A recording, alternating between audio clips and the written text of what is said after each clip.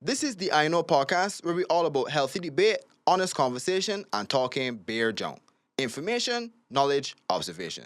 Over here, audio speed. Coffee being a bad bitch over there. B, nah, the hair got me hot, B. The hair got me very hot. I don't see a man with lots of treating lots, boy. Man, it smells me so Jesus, man. Especially when they don't get do, boy. Man, I met their lots last, boy. Jesus. Me and Jose wouldn't know what that. Josue. No, I've kept this very very standard look. You went to school in Barbados, B? Me? Mm. If I went to school? In Barbados? Yeah, Talking yeah, like, yeah. no. I went to. You talking to me or else, sir? No, I mean, what was it? Talking you might. Yeah, I went at Charles Broom and then to St. Michael. Oh, Say. you was me? I'm 30. What? You are not in my year. I'm 30.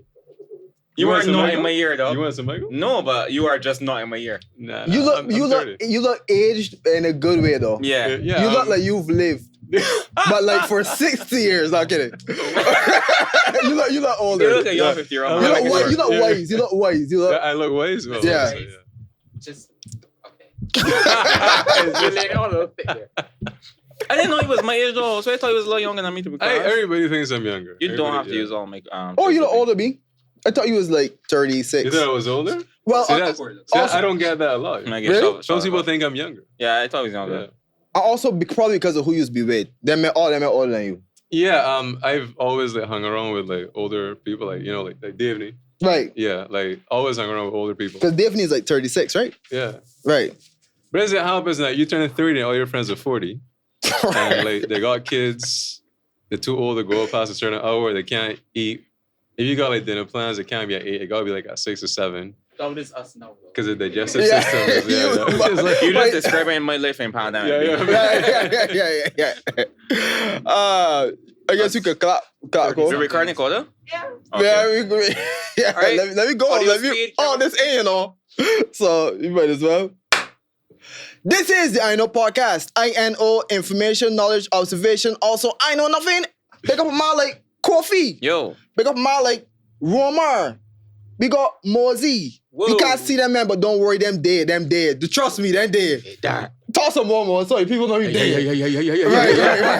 Right. We have a gentleman that we're gonna introduce in a minute, but I just want to say, big up Quarter. We got Quarter here. Woo! You. If he's been with life, you will know Quarter. I want to say your name, right? But I want you to introduce exactly what you would say that what you are, what you do, what your titles will be. I appreciate that because usually people try to say my name, it doesn't end well. But my name is Josue. No, I wanted to do it. I wanted to be that name is B. You have just a. Do you see one first name like Beyonce? Like forget the other names, dog. Are you good, dog? Well, I mean, I have a lot of names. I'm usually when I have a podcast and when I started, I always say I'm the Rubik's Cuban, the Cuban Missile Crisis, Lord Nerd of House Nerd, King of the Andalays, and the First Memes, the Man of the Hour with the Black Panther power, saucy but not sweet and sour. Okay. Say, That's it. Okay. tell you what, let me put some change in it. I don't do these raps for free, man. How many times have you bitten your tongue while saying Never once. Man. I'm very good with my tongue. Oh, No. say, okay, all Not right, gonna say. No, I mean, because I'm bilingual. Oh, Yeah, okay. Yeah. That's what I meant. Yeah. Okay, so I can say your full name and just let me know if I get it right. Right. Josue Ramirez Nelson. That's good. That's Jeez, good. already. It's a 9 out of 10. It's like the artist Ramirez. Oh, that be? Yeah, That's yeah. the Oh, sentence, Can't be yeah. dog. that and Nelson, though. You don't be hearing that, Nelson. Yeah. Darwin Nelson. Do people mess up your name often? Yeah, it's you got the Horseway, Josue. Horseway. Yeah, sometimes they try very hard. I got called Joe Slick once, and that was again, they weren't even trying. But Sick. my name gets butchered a lot. Around the 3rd or 4th time, they usually get it. You used to get bullied in school for your name? Yes, I was Spanish. I was Cuban. and I had a weird name. So yeah, that was always like Big man. I can't was an imagine easy like what would target. they like when I was in school, you would call me coffee instead of coffee. Right. I can't imagine what you would say instead of Josue. It was like Horseway. Like Horseway Horse- Horseway was the popular one. Big man, come here with a butch. Yeah, That for would real. have Yeah, ran. the man with a hand hand down. They'll find something. I was called Most High at one point. Most high. Most Wow. High. But most like kind of hard though. It's not. I love blasphemous, but you Most know. like kind of Yeah. clean. You'll be like, my name is Josue. Man will say, come on, Jeff. You. My man there whole slave there. Whole slave that forever. My man there whole slave. You be whole shit. slave for 7 It's years. real. That Yeah. one No. interaction, whole slave, 7 years at come now, here, it's, dog. it's a good thing that I didn't know you when I was younger, and that we didn't have beef. Right, Because right. you would have marred me for life. Like with that house. Big man, no, but Comer was rough though. They had like a Roma and most could attest to this. They had like a 3-year period where we didn't call each other by our names, but by our mother's names, dog. It's true. We would be like Gloria, Yeah. Bev, right? You understand? Janice. Like big man. The mother talk back in the day was fierce. I don't know. I kind of wonder like what the culture is like in schools now. Like if that's still a It was thing. horrible. You can't call somebody the mother of a zombie. No, you No, wasn't. you know what the teacher there. Janice right there. You can't call Yeah, somebody Janice. you got messaging in the chat, you know? Like, You mean in terms of like the climate now and like yeah, I mean, like respect and COVID aside, let's say like before COVID, like back when, you know, the children were still going to school. What is the culture like? Is the mother talk still there, you know? Like, I just want to know if mother talk has prevailed, if has endured throughout the years. I feel like that's Like it was. I feel like that's gonna be like that's a like that surpasses generations. That's Yeah. just a I feel so though. Yeah, I think the it's a culture transcends, thing. right, I think right. it's a culture thing. You But think tell so? somebody, but the mother is a very Barbadian thing. I think. Yeah. Yeah, it is. But yeah, I remember that. I recall it to the point that like you didn't even know, like you didn't call anybody by their first name, you just called them by their mother's name, which is why I never let anyone know my mother's name. Yeah. Really? Nah, bro, that was survival, be like Oh, Yeah, it was. preservation. But when you How go, racist of it to say Consuelo though? wow. I was like, Very weird. but you know, like the very standard Spanish name is Yesenia. Really? If you look at 10 women, like 10 Latinas, like I would bet you that at least 3 of them name Yesenia. And that's just like it's a very common name. My mother's name is Yolanda though, lovely lady. Yolando getting up, Well, there you go. See, I You're too old, bro. I thought this was a safe space. But I couldn't let it go. I let my guard down. This is a radically toxic, horrible This is space. this is why I dog. do the podcast. You bring me here, give me drinks. You made me lower my guard, and then just like that, Exactly. I'm Ain't Yolanda. that serious, Yolanda? Yeah.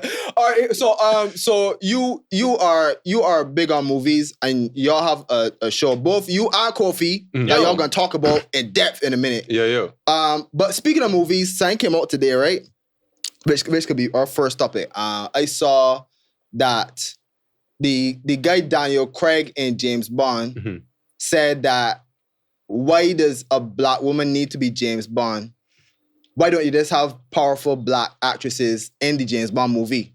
And that then brought us to this topic of where you think movies are now in terms of like representation and white people characters that used to be white people now being black people. Right. What do you think about that? I think that is something that has gone. Like I saw the point of it at the beginning because you reached a point where representation was a very hot topic and it was highlighting very true things about like how often you just see like television is just so white. All films are so white. You barely see any people of color. Right. And for a while, that was sort of, I guess, their best way to address it. But I am now at a point where I really don't think that just change race bending characters is the best approach. You said So- race baiting? Race bending, sorry. Oh, bending. Race bending. Oh, so I never heard that yet.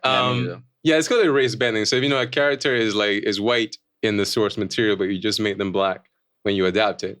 I don't have like a big problem with that, but I do feel like it's gone to a point now where it has been used so often. Like you rarely see stories adapted from like original black characters. You don't see as much like stories with original black characters, and that goes to what Daniel Craig said. Like you don't have to make James Bond black, and James Bond exists in a sphere where he is so he's very white. And by that, Right. I mean, like, a lot of the things that made James Bond, a lot of the culture around James Bond is based on, like, that white male privilege. I get you. And I think, in a sense, it works for the character, and that's what makes the character. Right. I definitely agree. You should, like, give us, like, an original black woman who is a super spy.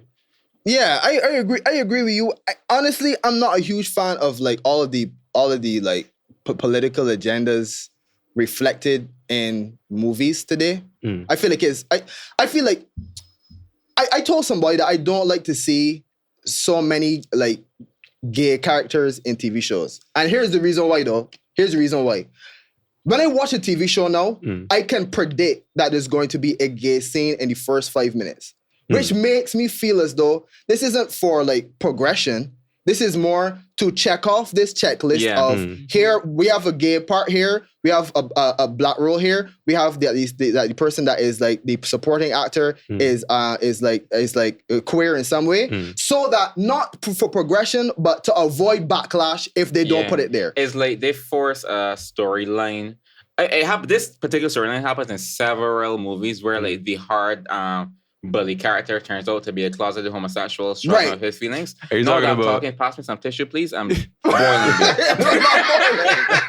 You're talking about sex education? I wasn't. Okay. I was not talking about sex education. Exactly. That just proves my point, bro. Like, there was this Sherlock Holmes Netflix adaptation that I had the other day, where like this character, well, I think it was Watson. He was black also, by the way, which of course he was. Blackson.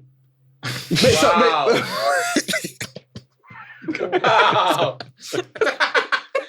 Wow.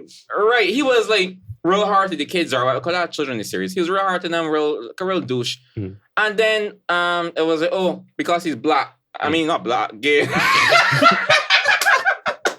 He was one of them minorities, man. This is the worst recount of a movie ever. Go ahead. But yeah, it was just because he was gay and he didn't want to say he was in love with Sherlock, which is why he was the way he was. Right. Which is like, you don't need...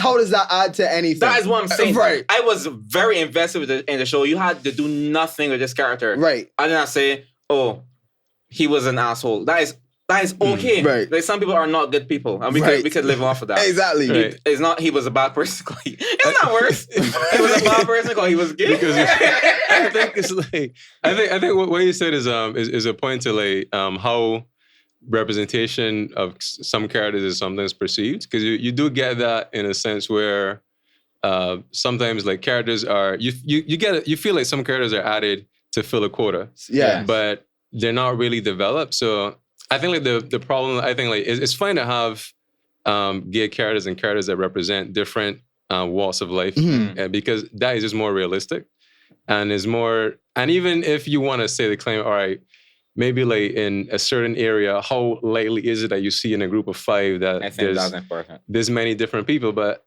you also have to allow for the fact that television is still fantasy. Right. So in fantasy, you can still allow some room for a little bit more diversity than you would get in a certain demographic. Where I think the problem is I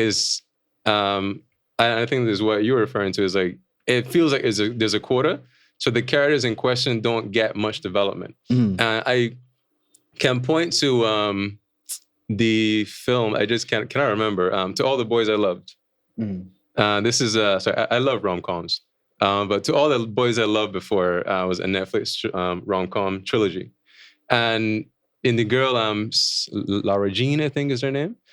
She had a friend who was he was gay, but you don't really get any insight into that character. That character doesn't really have a story. Right. He doesn't have like an arc. He only exists to be like her friend, and he fits that role of the gay friend archetype that you see throughout so many teen shows. And so often you just have the characters, all right, we need to fill a gay quota, just put that character there. But that character never gets to explore love. That character never gets to have his own story. He's kind of just there to say, we got a gay guy, like, that's good for y'all, and just go along. And I think that is a problem. And we spoke about sex education, but like sex education does that, I think, like, remarkably, because Eric is like the main lead's gay friend. But Eric has such a rich story. Such a rich character. You can never look at him and say, he's just there as a proxy or as to fill a quota. Yeah, and I like that. I like when the person that is gay, there's more to their identity than just that. Like, and I mean, I also enjoyed Moonlight a lot. That movie. I also enjoyed the movie back in the day with Kate.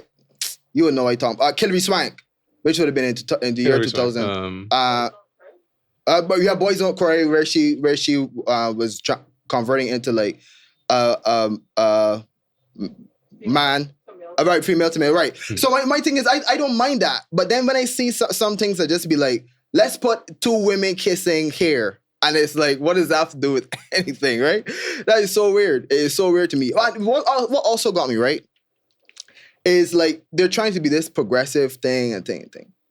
This is same Hollywood that hide Harvey Weinstein allegations. This is same Hollywood that knew about Bill Cosby allegations. This is same Hollywood flying to Jeffrey Epstein up to the other year, right? Everybody in the industry knows these things. The industry, we know that the industry is small, these same people, that they're trying to convince us that all of a sudden they have this care for humanity. Shut up, me. Just stick to the story and keep quiet. Like, well, that is the thing, is like a lot of like activist spaces, everything is about marketing, right? And is about what sells. And for a while, the reason why Hollywood often used the idea of like, why we didn't have black characters, why we didn't have like gay characters, is because that didn't sell. But now with this like new consciousness and how so much more people are engaging in politics and being more aware of things, they've now realized that this is a marketable thing. So they've turned representation into something that they can just market. And you see that, like, yeah, it isn't necessarily that, like, you may get a story that you look at it and you consume it as someone from the outside looking in, and you're finally represented, and that story will mean a lot to you. It doesn't necessarily mean that the people who make it care about you as a person from that demographic. And that's something that you have to kind of like accept. But at the same time, it is a learning process. Like, I think like Hollywood on a whole is still learning, or is still like a bit resistant to the change that needs to happen before you get a more genuine like form of representation. Before we move on, I hearing people clearing the throat and I hearing people dry coughing. I just want you men to know, right? If you want to good, I just want to know for the good, right? Oh, hold on. The pandemic now. Right, anyway, but right. Yeah, I get what you're saying, man. I get what you're saying. And I also miss when stories were just like, they were like kind of void of a message and it was just a story. Were they ever though?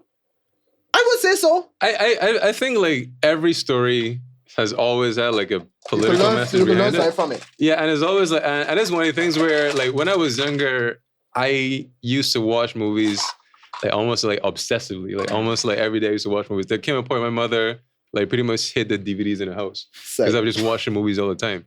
But like, I get banned from DVDs. I get banned from watching movies. But I always kind of just looked at it as like, this is just a story. There's nothing beyond it. But like getting into media and looking at like media studies, like you kind of see how so much of like the films that you watch have messages in it. There's always either a propaganda. There's always like, there is always some sort of cultural message that is hidden within the stories. And a part of every movie is like to look, sometimes after you watch it, to see what the story is. There's films that I looked at and thought, there's nothing to this. But then later on I saw, holy crap, like there's like an entire message. Yeah, there's a whole like entire message. There's a whole like agenda to these things. Like I can't ever say that movies really or stories ever were devoid of a message. The messages like probably just weren't as visible to us on the first watch. I think I got I understand what Marcus means to an extent because there are a lot. I find it in comedies. There are a lot of comedies that I think do not. By the way, this is speaking as a man that I do not watch movies.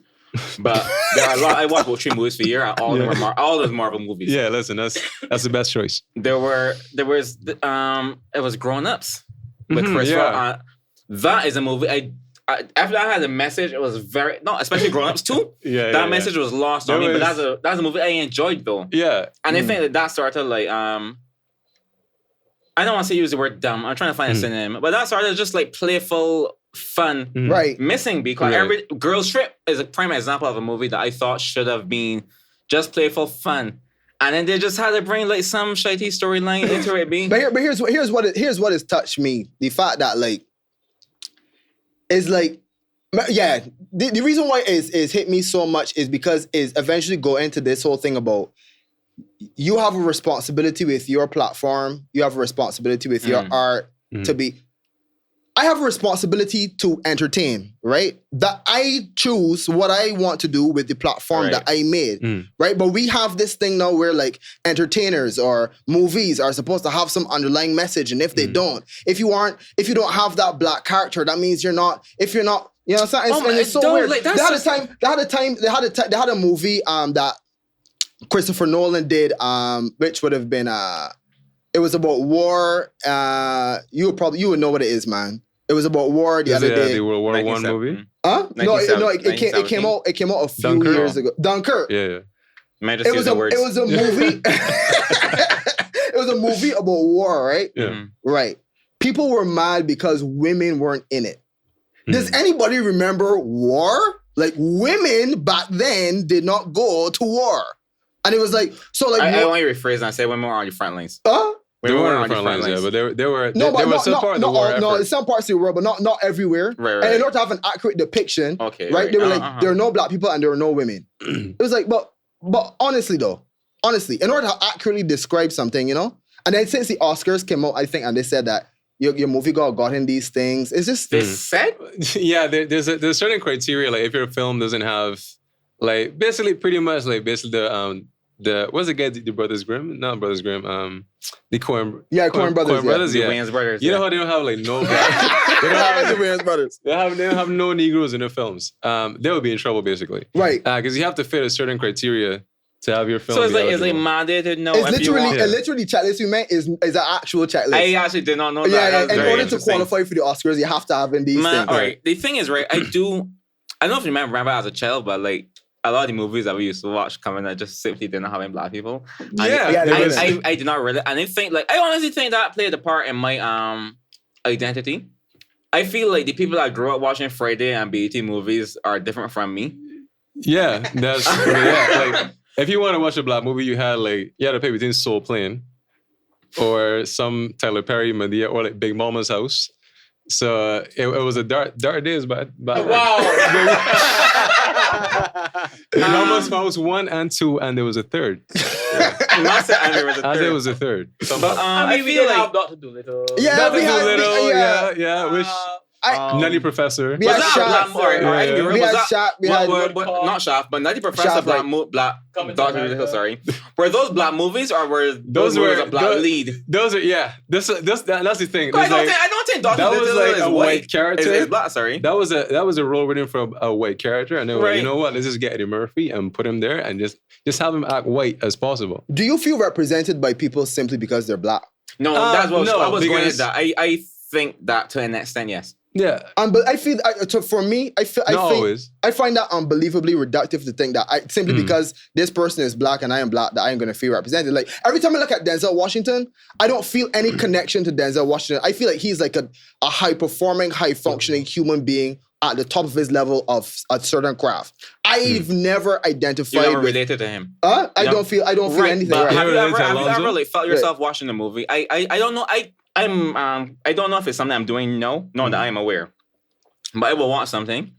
I will literally go, wait, a black person? I remember when Blood of Zeus, an animated series that was on Netflix. There were black people there? There was a man named Kofi, dog, with lots of red ends. And I was like, that's a different level of representation. That blew my mind to me. What? Like, I was like, wait, a black man. As I told you, as I get more aware, I do remember that man. That black man, a big black man, he does not look like me. Yeah. He's big. Man named Kofi, dog. A big black man. It's like, it wasn't you. It was me enough. It was me enough to go, like, this is suddenly my favorite character. And I'm wondering now, like, so I try to remember what it was that this source material is from. But I watch a lot of YouTubers. So I try and think of which one it was. But the point, they were saying that when they were younger and they're like playing Power Rangers with his friends. Right. He's a Black Ranger. Despite that not being his favorite Power Ranger. So I do understand what Marcus is saying, but like just because you're black, being relating. But at the same time, I think it's cool to see yourself on the screen. It is cool because, like, you know, like white supremacy is a thing. right? And a lot of like film that we've seen has like Hollywood like has a lot of like white supremacist like ideals like into it. You feel so? It is like pretty much. I mean, but like even something that you may look at it as like as innocent as just an all white cast, there's still an element of white supremacy in it, right? As like innocent as an all white cast. It may look, but it's still an element of white supremacy in it, and excluding black people is a choice. You know, you made that choice to not have like any black people in there.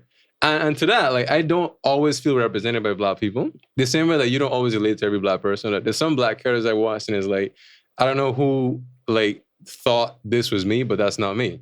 And I mean, like, to my example, my favorite character is Spider-Man.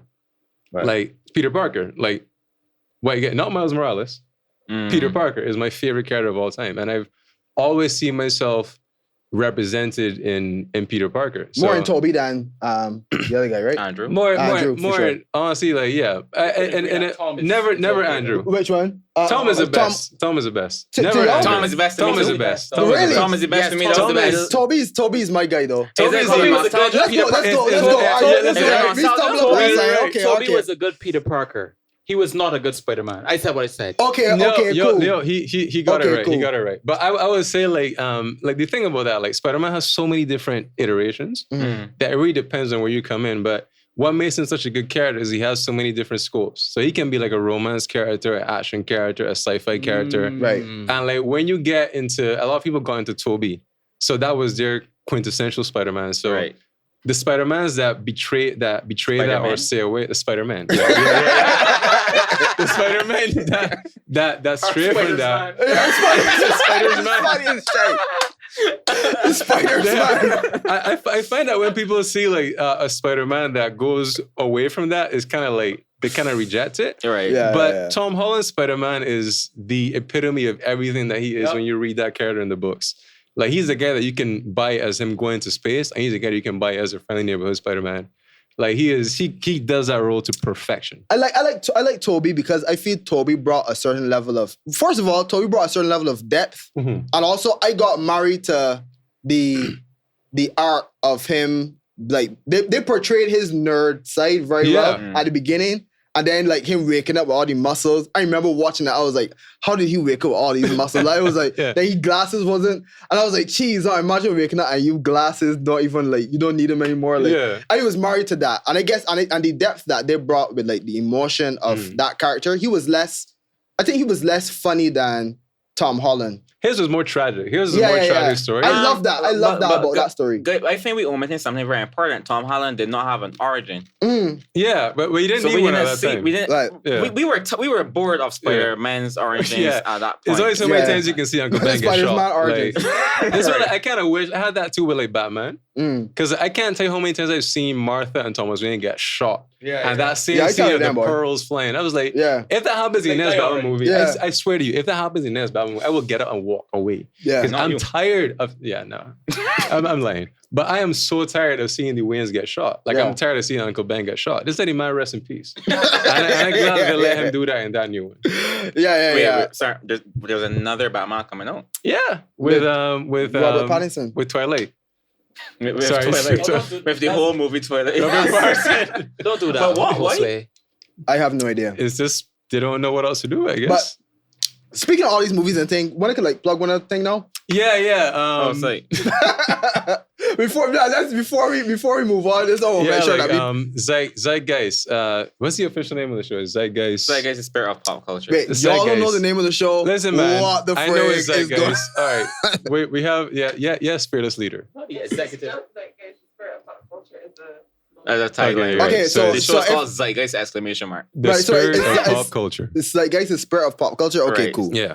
Okay, cool. So there's a show documenting like various aspects of pop culture in Barbados and kind of the region, kind of the world. So I dealing with a lot of music, Josue dealing with a lot of movies, in case you couldn't tell. Right. And then we interview a lot of prominent people that up and coming and prominent people in the culture sphere in Barbados. What was y'all's favorite interview that you did so far? Mosey Daniel. Mosey and I would say like Logan Thomas. Oh yeah. I know him. Who's Logan Thomas? He shot me. He was a photographer. Yeah, he was not paid to say that. It was all by merit.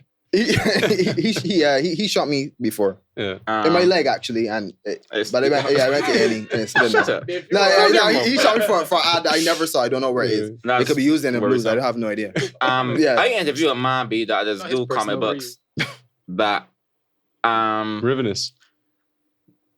Yeah. Billy, dog. Yeah, he's awesome. Discordia. That is ridiculous. Before we get back to him, right? I like how he's totally avoided Mosey's amazing interview that we did not You expound on. You asked my favorite interview was, and let me ask the question. Jeez, on bread. Go But yeah, go ahead. But yeah, Rivenous, he's a comic book creator, and I didn't know like that sort of thing. I know like kind of dabbles here, but I didn't know like, it was a full-time thing that some people do in Barbados. Yeah, for sure. Yeah. When will we be able to plug him now? Like, want to know? Arcadia. Discordia. Oh my God, man, don't know names at all. Nah, I'm bad with names, B. Don't laugh at me. But yeah, Discordia, he has a comic book series that is lit. He's actually very good though. I'm not just saying that. It's actually mind-blowing. Yeah, so Rivenous find him on big stuff. Instagram and I just follow him just because. What was about Mosey's interview that was so amazing? I think like Mosey is just a very cool person to talk to. Like, I mean, like even before the interview started, we were chatting and it was just like felt very natural. You know, like might sound a bit romantic here, but it's like I've known him for my whole life. Oh wow. You know? Wow. That seems extremely do that. sexual, and I want to move Yo, on. what's the vibes though? Yeah, what is the sexual vibe? Man, no change the energy. Yeah. Nah, it was just cool and to hear someone who works in the music industry here and you know who is sort of like involved in highlighting local Bajan talent.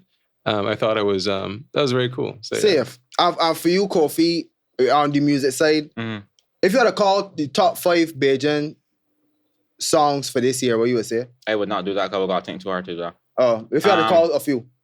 Blessed Good Morning, that was Rave Vibes. Always Summer. I relate Always Summer by Faith. Big Time come out this year? Big Love, sorry. 2 Mile? Last year. That was last year. I will go think. I don't want to do that. Bossy Love, Brawling, Calling. That was this year? That's a good one. Yeah. That was this year? Yeah. I mean, that was... What's that face that you're making, Kofi? Everything good? No, I love what the song did. I can never like that song's not my phone. I'm not going to work and just Bossy Love, Brawling, Calling. But I love what the song did. But are the bosses not Brawling Calling? The bosses are Brawling, Calling. Brawling, not- Calling. I love the okay, nowadays in music, it's not just like how good your song is, not just how good you can sing. It's not even just your marketing. Like some songs catch on because they are by all means a meme. Like Stay by Justin Bieber and that other Australian person is only a popular song because TikTok made that song a popular song. Right. And I would say that Brawling is a result of extremely good marketing on Father Phillips' part. I'm not going to tell you. I'm not going to tell They you. got Father Phillips for real. But it's also the fact that people latch onto it because it's sporty. That kind of like as I would say like meme culture vibe pushing a lot of songs nowadays, and I find it very interesting. Let me ask you a question though, Kofi. Based off of that, but is it sportiness like a part of Bajan soca though? Has it always been from original duck moving forward? No, I think it's ridiculous to compare what Brawling do to another Bajan soca song. Let me not say another. There are some Bajan soca. I respect you, bro. Yeah. Thanks, man. No, I got you, bro. I got you. There are some Bajan soca songs that get their notoriety because of their the comedy in it or whatever. Like Stiffy's Caramel Sheet and Tone is a prominent example. Brawling, this man is touring, B. This man has the one song and is going around the States. I think he in the UK now. Right. So just to understand, you think that is not on the strength of the quality of the song, but more on the marketing behind it. Yeah. Okay. But my thing is though, here's my argument to that. Right. There got a lot of songs that just get big not because of the quality of the song, but of the magnitude of the artist brand. So they got a lot of people that get away with enough shit because there are big artists off of all the songs. You think that Father Phillips song, Phil song. Father Phillips, yeah. Father Phillips, yeah. Phillips song is smaller than his brand, is bigger than his song. No. I'm saying what makes a song big does depend on a lot of things. So a lot of the time the quality of a song doesn't even matter compared to other things that are being done. So how big a song is then? A lot of the times songs has come out from big artists, and it's not because it's a quality song. It's just because it's driven right. But in this case, like because Drake's whole album. Right.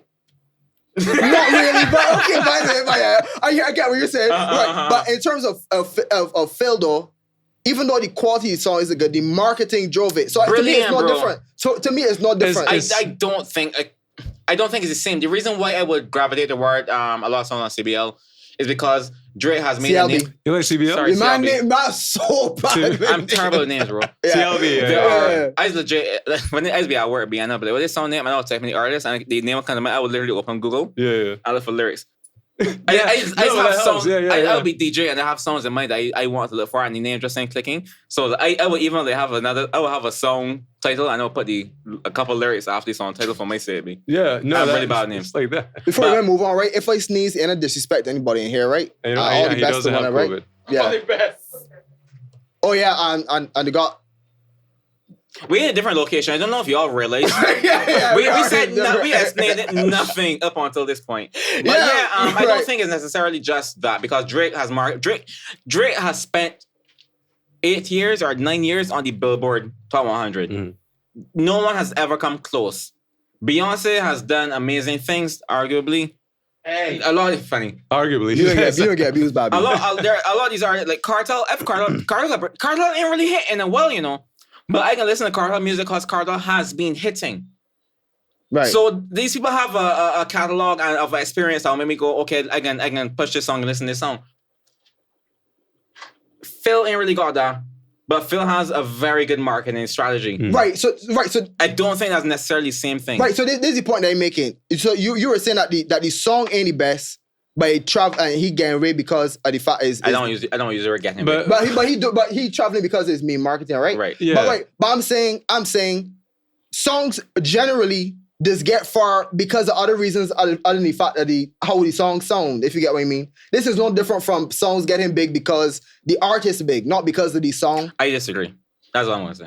I think like that goes to what he said. Like I think like Brawling came. It was like right place, right time. Yeah. And the meme part of it was very important, because I remember when it came out, it was like, I don't know if he actually meant it to be a song, but he was just playing. It was a Twitter voice. Yeah, note, it was right? like it was a voice note. He just yeah. he said it as a voice note, and then like he then did it as a video.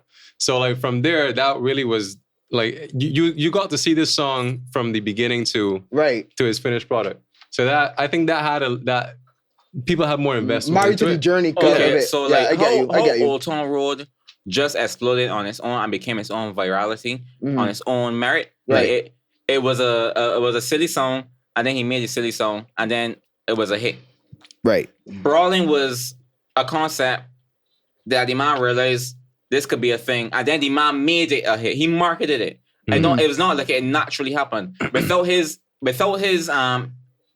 expertise, I don't think it was a good comparison. Trinidad's Madman's song, Married. If it was to Married, I would have married an okra. But that ain't gonna go nowhere near where Father Phil put himself today. Right. And that's my point. Like that's completely different. Yourself, Phil. Yeah, big yourself for real. That is amazing, though. I don't know who else could do that. But that's not in your top 5 though. It can't be in my top 5 for the year. Okay. But I appreciate all that sound. I love to see when they play that song, people's get on. I ain't gonna lie. I feel I would put that. Well, I don't know many songs for the year, honestly. But if I had to, I would say that. I like the lyrics of the song, and also how he delivered the song is different from how I usually hear songs being delivered. The way that he's talking this standard English kind of thing, and yet still it be a vibe, and not make it sporty, and then the lyrics on top of that good.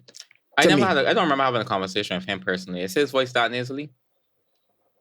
I don't know. You both see little Brawling. Right. That's all man talk. He has some perfect diction though. Yeah, he has perfect diction. The Queen's English to a T. And he can't grade 1 English for sure, though. For sure. Huh? That's my voice for sure. Yeah, that's how he's talk. Crazy, bro. It is crazy. It is crazy. Again, no offense, no this. Just general curiosity. What is the worst song for the year? Why is it King Bubba's? Nah, I'm kidding. Actually, I heard the song. I don't like the term worst song. This is not my market. I don't really mind it. Oh my god, I went in to find out and put it at the bottom of the screen or something because it's like a really interesting song. It's one of them NCF songs that came out the other day, and it was an old man. Mosaic played for you, man. You know what you're talking about? Old man, is one of the COVID-19 songs, B. Oh no, don't say it like that. Is Dennis Oswald, or when like one of them names, B. And it's just about washing hands. That's all. The man called in. I was like, "Wait, when they don't play my song?" And then when the man listened, I was like, "Yo, what's this?" Differently, man know that but Delly Thompson got 15 gospel songs. Word? That is the most random fact I have heard for the year. I found out a lot since working at CBC. Say. But you were saying something, but he says nigga in it too, right? Yeah. And when he gospel, man said nigga, B.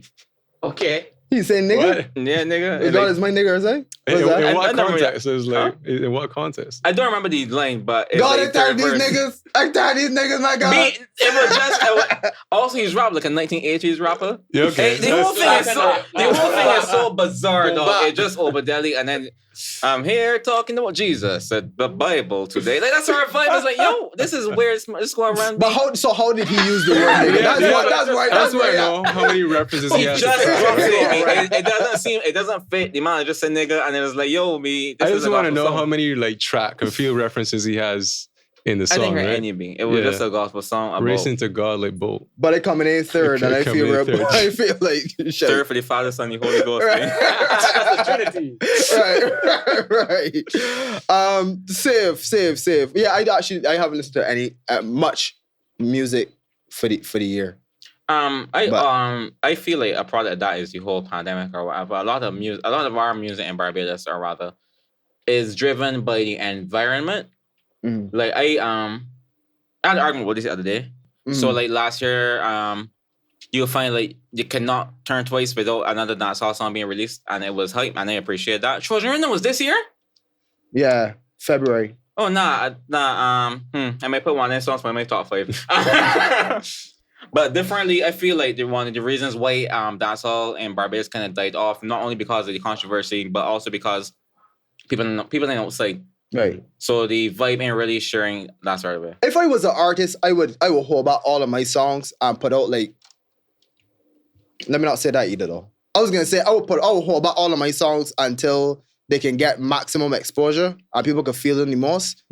But then I was gonna say I put out half-ass songs in the meantime to call people over. But then again, my brand can reduce to like half-ass. Yeah, I could think that right. artists that aren't doing that kind of have a lot of notoriety behind their name now. Yeah.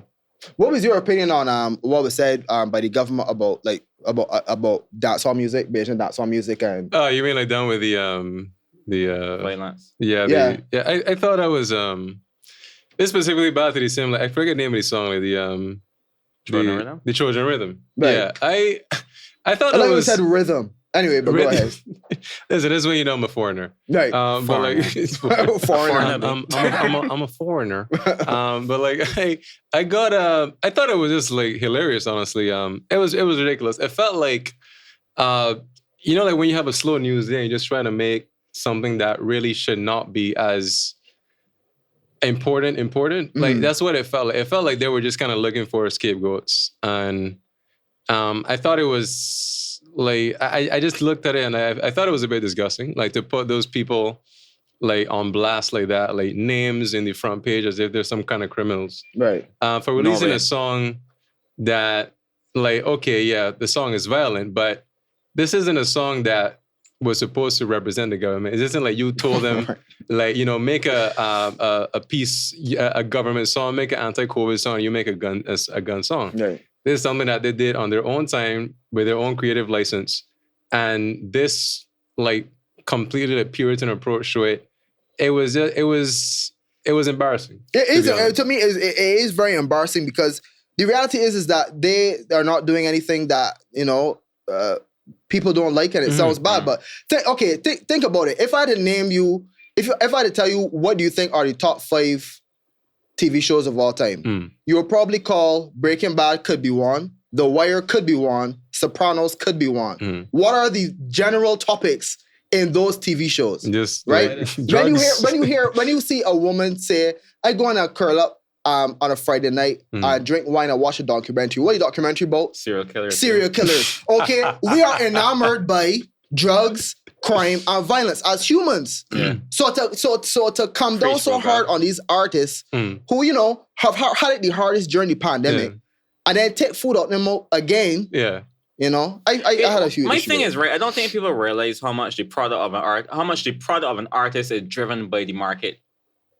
Like it, especially for some in the pandemic, you gotta eat. You're gonna give people what they want. It's not necessarily you doing what you want. People following me. People saying that's the case. You're giving people what they want. Right. So the problem more lies with the people is what you mean? The market knows what they're about. You just said it. You just said what the market wants, and that's the truth. That's what the market wants. So I mean, so it's strange that you will come down hard on them, and you know, I mean, really is the fact that people like this thing, and you know, I think that you gotta look at that. That's what you gotta look at. Right. Yeah. I agree. So I felt away. Yeah. Speaking of what's going on, and I guess in news and whatever, you vaccinated? Yeah, like long time, man. Okay, that's good. Long time, man. Like, and I encourage everyone else. Though, right? Huh? You get the good one though. What's the good one? I got. I know what the bad one is though. Yeah. I got AstraZeneca. Fun fact though, that one is aspiring for good work. I hear good things about that one Not lately. like cat foods, dog. Oh, That was started forever, me. You're aspiring coming up. Best before. But By the way, we're not saying that there's a vaccine that's bad. They're not bad vaccines. Get They're vaccine is the one that's preferred there. vaccines. But anyway. get the joke. Yeah. Get the joke. It's like if you can't joke down something and crop over, get joke down. Oh. If you ain't get joke down for crop over, get the joke. This off the dome? Big man, what? It's the alcohol. I haven't not heard that before. Well, listen, I encourage you like really like get vaccinated because like this pandemic is not just about you. It's not just about your. This is like it's time to throw individualism out of the window. It's not about what you want. It's about like the collective. Get vaccinated for the people around you. Okay, wait, know? one sec. You just said individualism out of the window. Can you explain that? I mean, like, it's not just about like what works for you. Because like, I mean, we're in a situation now where like you have to look out for each other. You know, like wear the mask not just for yourself, but for the people around you. Right. Take a vaccine for the people around you. Like sanitize for the people around you. So it's not just about what you want or like what suits you. Like you have to look at the collective right now. Okay, can I ask you this though? Where does the whole my body, my choice argument come in for you? For vaccine? Yeah. Well, I mean, true. If you don't want to get a vaccine, it's up to you. But again, like you have to consider the consequences of that. Like your action. I don't really think that it equates to like, you know, if you look at my body, my choice, what that usually corresponds to, I don't think that vaccination really like applies in the same conversation. That's a very good point, Jose. What is your body? Is your body that infecting others? Which I think people overlook. Like, which is a different. I guess when you look at my body, my choice, usually like it's been a personal thing. Right, it's a slogan talked about women speaking about one consent and speaking about whether they want to get an abortion. Right. To throw vaccines into that is a false equivalence, and because like your body, your choice, but at the end of the day, like this is a different context, it's a different environment. Like you can say that, but you are still putting other people at risk. A bit of that is moving the goalposts. Because with abortion, you are putting life at risk and a life is lost. It's not like that's not true. How many lives? Only one? What is that? What do you mean? I think that makes a big difference. No, one life lost. Like you were saying only one life, like it's only one like grain of rice. What do you mean? It really is just one life. People go to war because of the loss of one life. Yeah. But I think go. I think and it kind of feels weird, like, you know, I don't know. It would be better to have like a woman chiming on this, right? Oh, you've never watched this podcast before? I guess a woman. Right.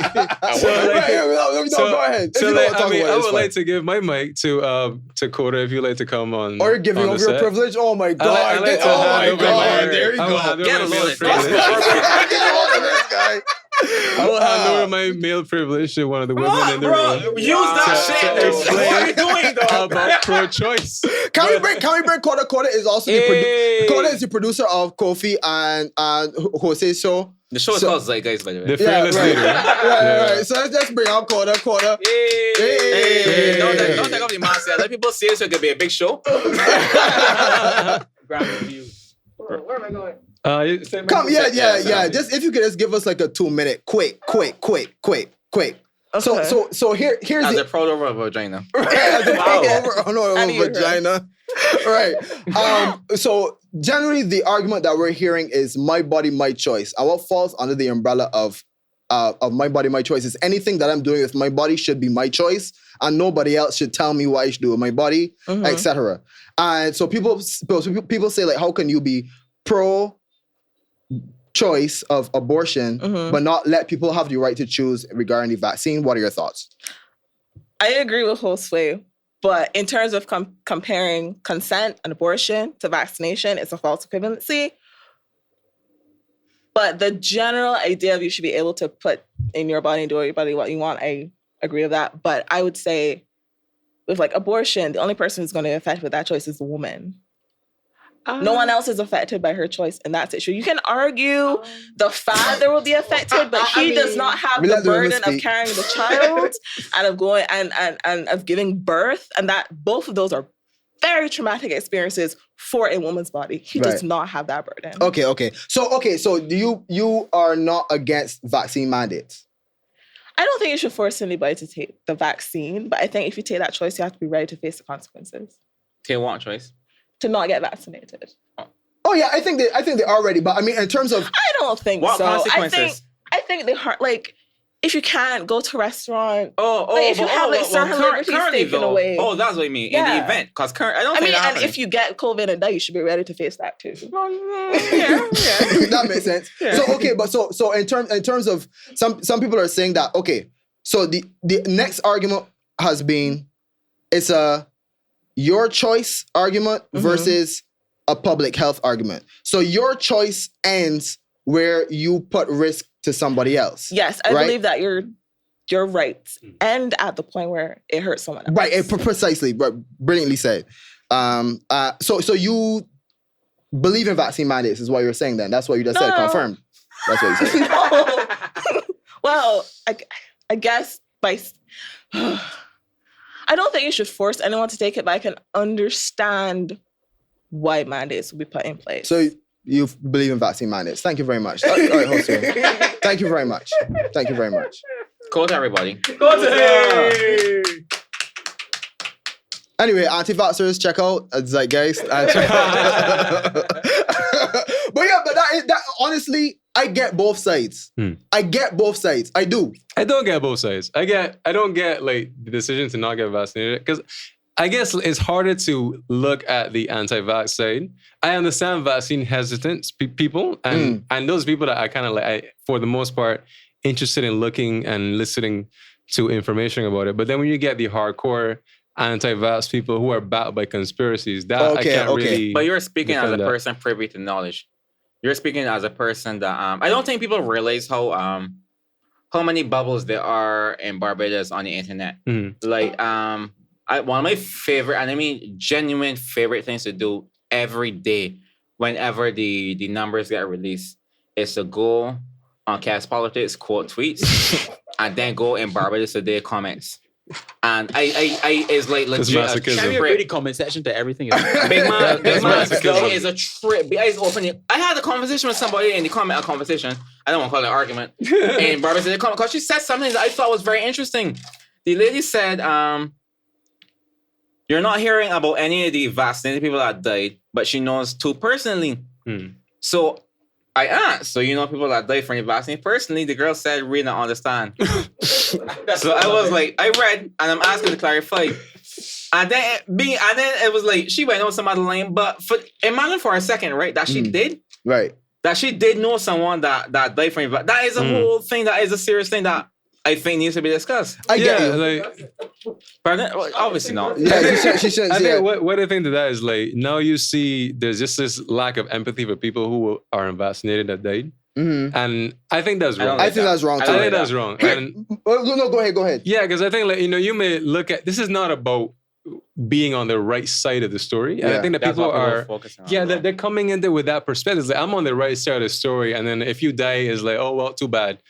Right. But at the end of the day, like, these people are not just statistics. Like, there's someone on the other side of that who died is like someone with a family, someone with people that love them, someone with a future, and that person is no longer alive.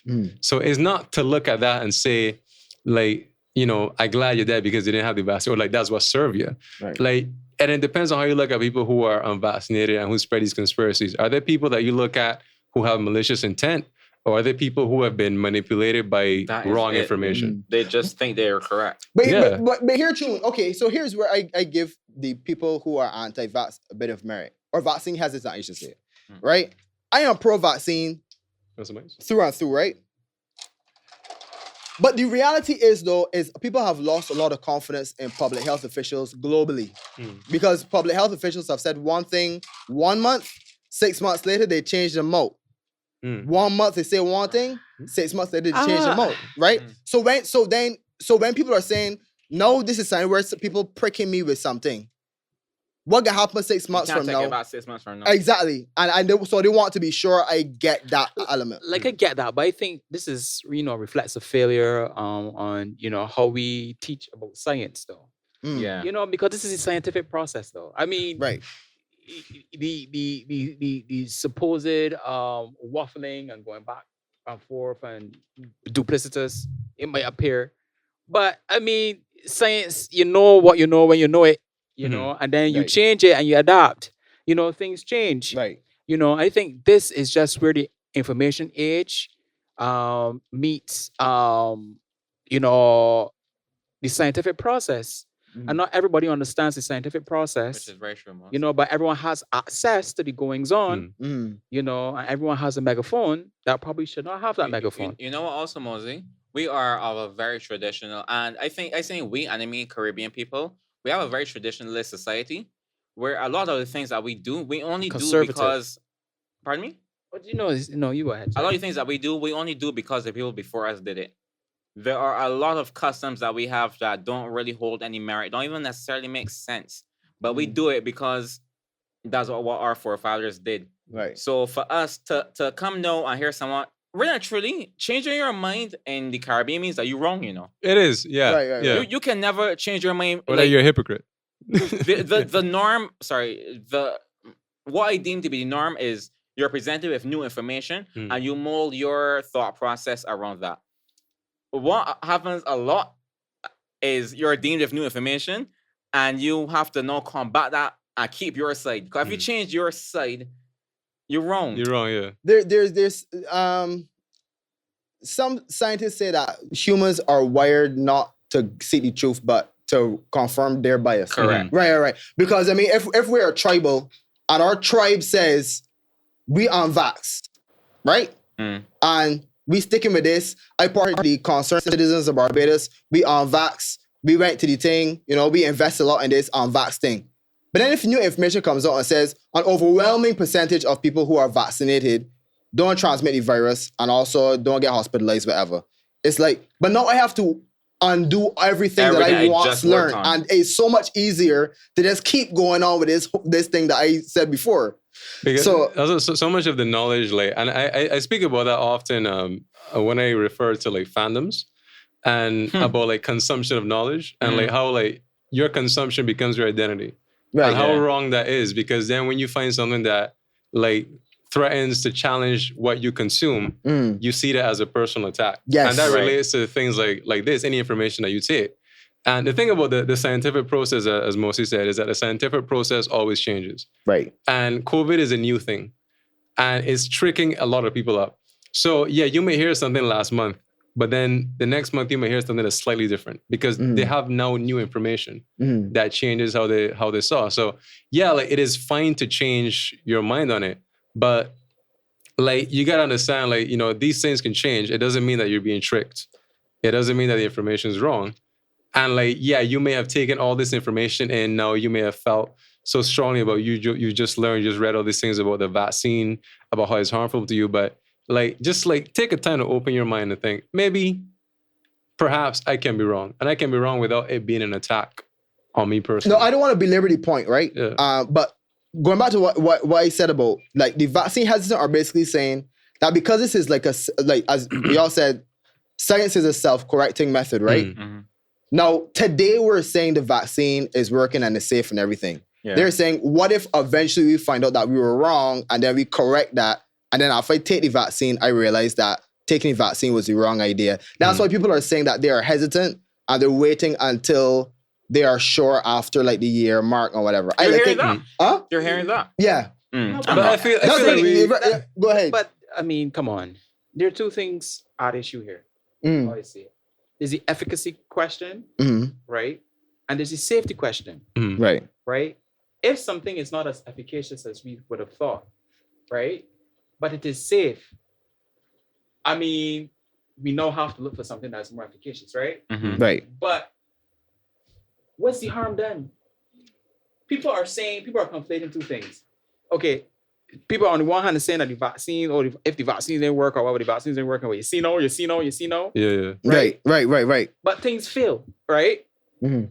If something failed and it also harmed you, to me, that's something to be up in arms about. But people want to equate the vaccine not being 100%, functional or proper and solving things with or the government, trying to think and then Right. Yeah, what do you lose by just taking it? I get you. Understand? So it's like Yeah. this thing has taken on a life. It's become a culture. Yeah. That's what I'm telling you. Like, I know a good couple of very strong anti-vax people, right? And the most frequent thing I'm hearing is it can make it infertile. I'm hearing that too. But there's no... What's the argument you hear? The argument I hear is because some pregnant women are advised to not take it, therefore that means it can make you infertile, which makes no sense because they're already fertilized. So that's dumb, first of all. I just hope it's not You like hear That's a dumb arguments? thing. I just hope it's not like... I have not heard a Is it like 70-year-old men saying this? Because who they get impregnated at this No, at but age? these 70-year-old men have children. Are these men barbs? And they just found out that very Nicki funny. Minaj That's is very barb. funny. It's like, yo. The men want to go these. But real talk, I know a guy, probably 27. We had a long discussion the other day. And the man was like, the discussion came up because he was like, oh, I could do that. If I don't want kids. That's what I'm sure. That be like, the bubbles these people are in, and it's fair, everybody in the bubble in my eyes. But the stuff that they're hearing, that's what I'm saying, you're very privy to information. A lot of people are not privy to information. So he's only hearing, don't do this. It is going to kill you. Don't go Harrison's Point. They are killing you. Right. So like if all you're hearing is, and it's very fair and reasonable in my opinion, if you are not the person to, people love to say do your own research. If you're not, but if you're not, you ain't gonna do your own research. What is this research? Your research coming to you though, and if all the research is just bullshit, Yeah, it's just like you're just gonna going on believe that YouTube. dog. Right. Listen to Hoteps. Right. I get you. Like I actually a mutual friend, when I say mutual friend, a friend of mine was hesitant the other day, and we had another long conversation. She at about 2:00 sending she articles, like because. Sorry, in here hot by the way. So I just for the whole podcast, you want to see me wiping my face. I'm wearing a different shirt.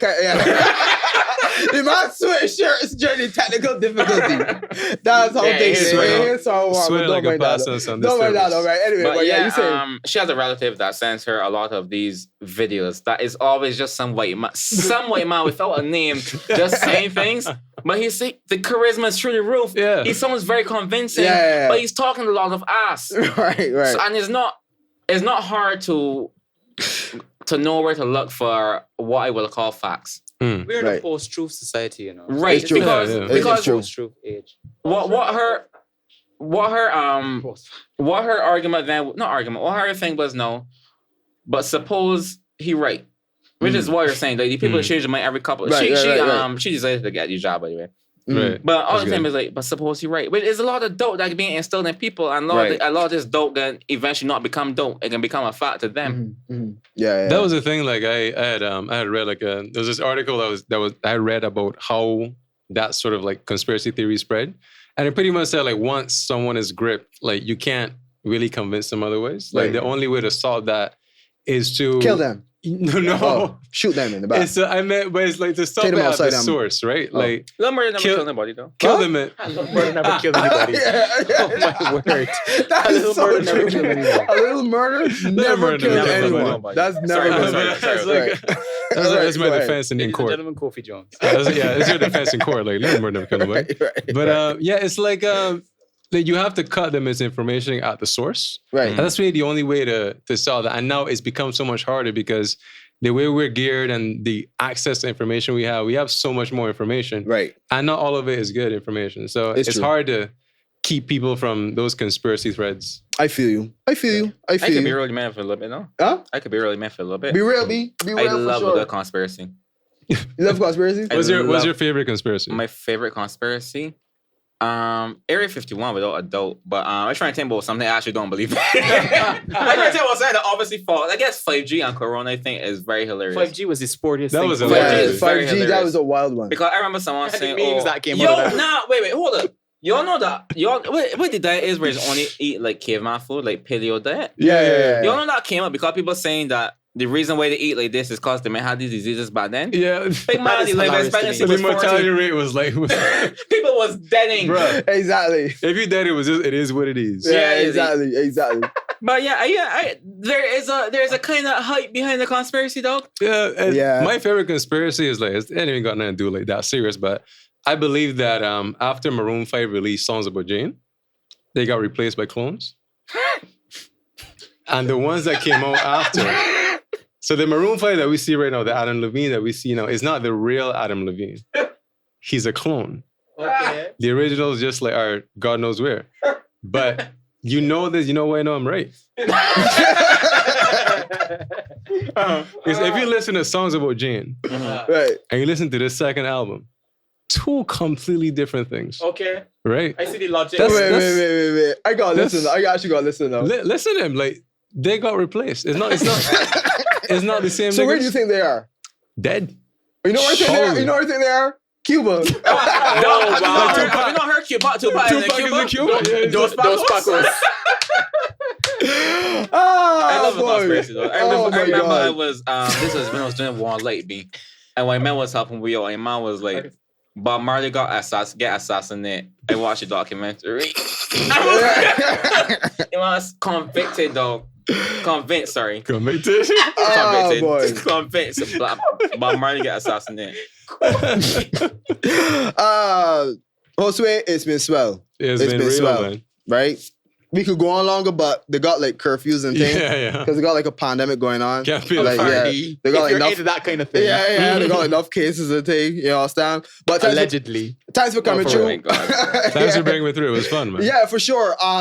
If you want to hear him talk some more, give some more reviews, hear his point of view, plug Zeitgeist again.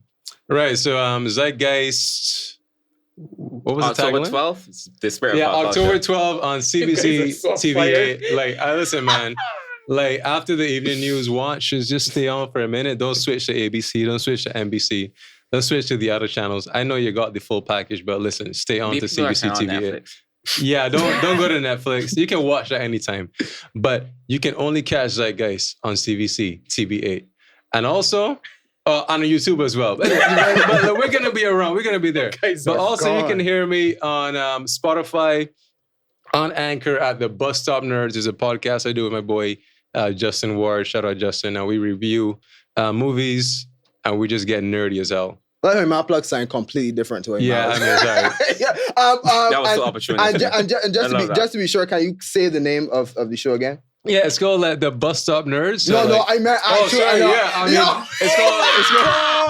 Hey yo, my man, Yeah, this is the that's perfect hilarious. I moment love to that. talk about I his love own that, bro. shit. Jobs, go. Yeah, can you remember the Right, name? the show that pays me. Right. Right. But say it. No one help him, please. Nobody help him. Say the Zeitgeist. name. Right, Zeitgeist. that's the the brand. name. Right, What's the that's the tagline, company. Right, that's the tagline? company. Yeah. What is the name of the show, Josue? The name I swear to is God. Zeitgeist. The tagline is like, watch the damn thing.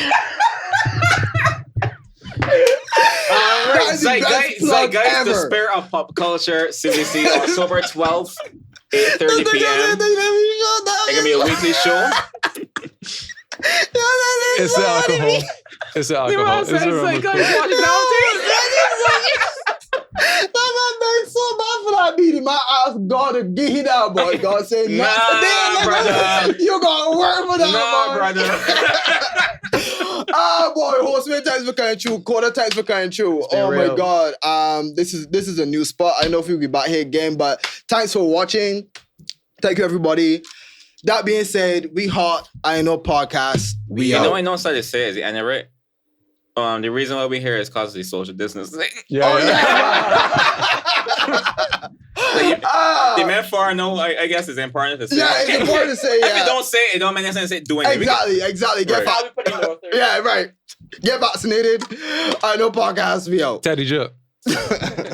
Thanks for watching the INO podcast, Information, Knowledge, Observation. Be sure to give this video a like and subscribe to our channel. We'll see you soon.